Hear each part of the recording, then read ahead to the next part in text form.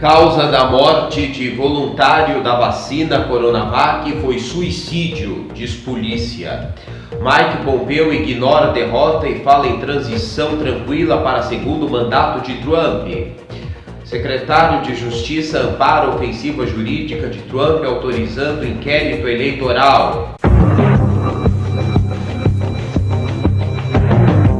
A causa da morte do voluntário que participava dos testes da vacina Coronavac foi suicídio, indicou o boletim de ocorrência obtido nesta terça-feira pela Globo. Na véspera, a Agência Nacional de Vigilância Sanitária havia suspendido temporariamente os testes do imunizante que é desenvolvido pela farmacêutica chinesa Sinovac. No Brasil, a produção da vacina ficará a cargo do Instituto Butantan, que é vinculado ao governo de São Paulo e também coordena os testes da Coronavac no país.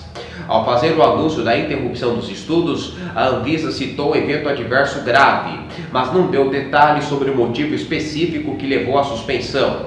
Pouco depois da divulgação da causa da morte do voluntário, o diretor-presidente da Anvisa, Antônio Barra Torres, afirmou em entrevista coletiva que objetivamente não havia essa informação de que o voluntário se suicidou entre as que recebemos ontem, segunda-feira. Ao chegar ao apartamento, os policiais foram recebidos pelo zelador do prédio, que mostrou um homem de 32 anos no chão do banheiro. Perto do braço dele havia uma seringa e diversas ampolas de remédio. O corpo do jovem foi encaminhado ao IML. O resultado depende do exame toxicológico, que demora mais tempo para ficar pronto. Com a interrupção do estudo da Coronavac, nenhum novo voluntário poderá ser vacinado nos testes no Brasil.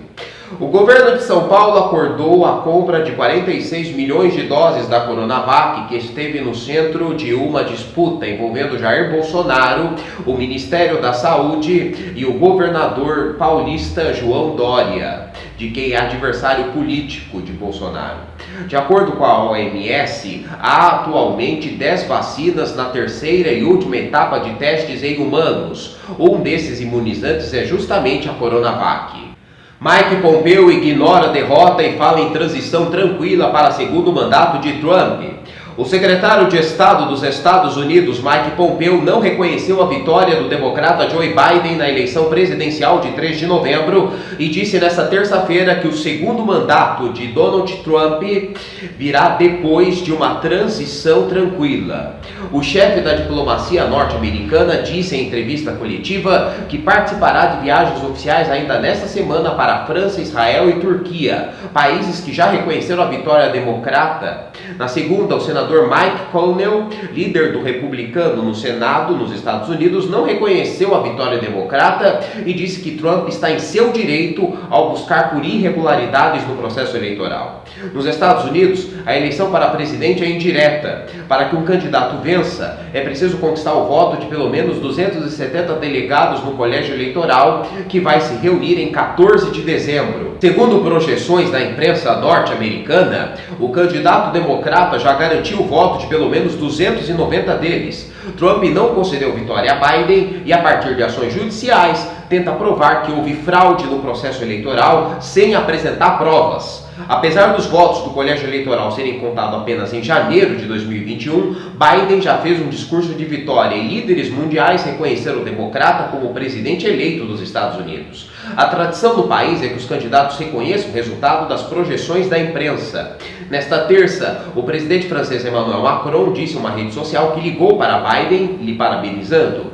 A chanceler Angela Merkel também conversou com o americano e prometeu cooperação transatlântica. Mais cedo, o presidente da Turquia, Recep Tayyip Erdogan, felicitou Biden e disse esperar que os laços entre Ankara e Washington se reforcem. No domingo, o primeiro-ministro israelense Benjamin Netanyahu destacou uma forte aliança com o presidente eleito dos Estados Unidos. O presidente dos Estados Unidos, Donald Trump, prosseguirá nesta terça-feira com as contestações jurídicas do resultado da eleição presidencial da semana passada. E o secretário de Justiça dos Estados Unidos, William Barr, orientou procuradores federais a investigarem quaisquer alegações substanciais de irregularidades eleitorais. A diretiva de Barr aos procuradores levou o principal advogado do governo a cargo das investigações de fraude eleitoral a renunciar em protesto, e veio dia depois de ataques à integridade da eleição da parte de Trump e de aliados republicanos que alegaram fraude eleitoral generalizada sem fornecer provas. Trump não admitiu sua derrota para o democrata Joe Biden, que no sábado conquistou mais do que os 270 votos do colégio eleitoral necessários para conquistar a presidência dos Estados Unidos.